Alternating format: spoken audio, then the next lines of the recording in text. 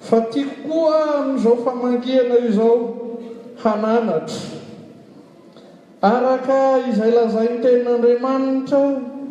ao amin'ny Petera voalohany 4:4 anao hoe amin'ny anaran'i Jesosy izay miteny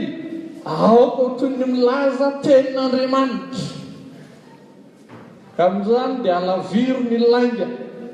esory ny fitaka aza manaiky ho amin'izany mihitsy isika fa izay miteny aoka ho toy ny milaza tenin'Andriamanitra.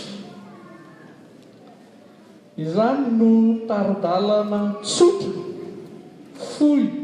fa manampy amin'izay andehanantsika tokoa amin'ny maha fiangonana, andehanantsika tokoa amin'izay maha zanaky ny fifoazana, eny zanaky ny toby lehibe karamalaza,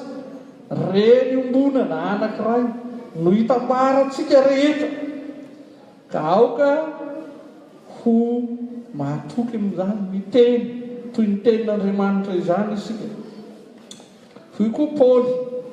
fa tsy Petera ihany no miteny fa hoy koa Paoly amin'ny Kolosianina 4:9 amin'ny anaran'i Jesosy, aoka ho mamosira ny teninareo, aoka hiteny amin'ny fahasoavana,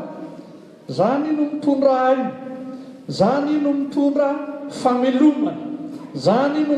mampantsaka ny fifankatiavana, izany no mampaharitra antsika rehetra ao amin'ny tompotokana te Jesosy. Halaviro azy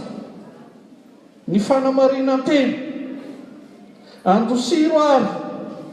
ka aza mandany andro manaratsy ny hafa. Samy tsy mendrika atsika na ny manamary tena na ny manameloka ny hafa